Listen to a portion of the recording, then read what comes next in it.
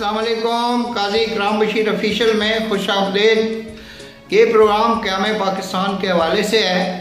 14 अगस्त 1947 को पाकिस्तान वजूद में आया, लेकिन जो अंग्रेज़ हुक्मरान थे उनकी बदनीयती की वजह से जो कश्मीर का ख़ित्ता है और बहुत से दीगर जो इलाका जात हैं वो पाकिस्तान का हिस्सा ना बन सके, और कायदे आज़म ने जनरल ग्रेसी को हुक्म दिया था कि वो कश्मीर पर जो है हमला करें ताकि जम्मू और कश्मीर जो है वो भी पाकिस्तान के हिस्से में आ जाए।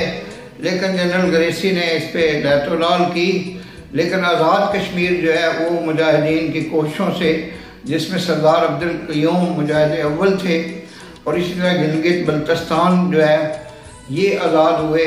जो वहाँ पे जो शहीद थे, जो मुजाहिद थे, जो गाजी थे, उनकी काविशों से जो हमारे शुमाली इलाका जात हैं ये पाकिस्तान में शामिल हो गए। आज़ाद कश्मीर भी पाकिस्तान को मिला।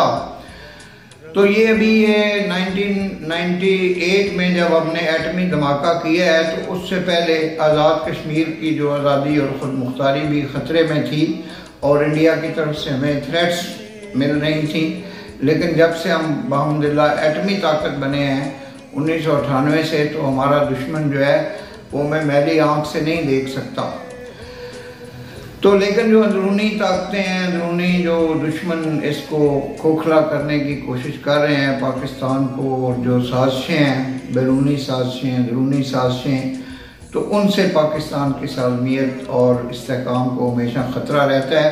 हालांकि ये मुल्क जो है वो 10 लाख मुसलमानों की जो शहादत है, बच्चियाँ भी थीं, ख़वातीन भी थीं, तो जो हिजरत करने वाले लोग थे उनमें बेशुमार लोग जो थे उन्होंने बेपनाह कुर्बानियाँ भी दी, शहादतें भी कबूल की, और करोड़ों लोगों ने हिजरत की इंडिया से पाकिस्तान की तरफ। ख़ुसूसन जो पंजाब का जो ख़ित्ता है वो बहुत ज़्यादा मुतासर हुआ।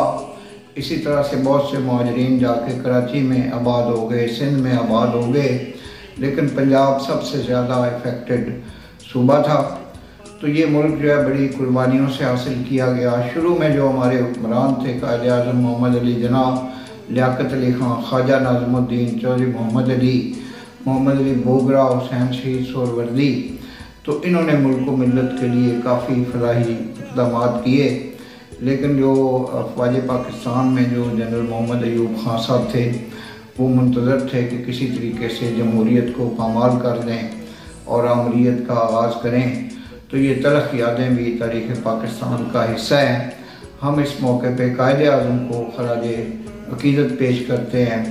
उनके जितने भी वज़रा थे, उनके जितने भी मुशीरान थे, जितने भी वो लोग थे जिन्होंने तहरीक पाकिस्तान में किरदार अदा किया, मादर मिल्लत मोहतरमा फ़ातिमा जनां हैं।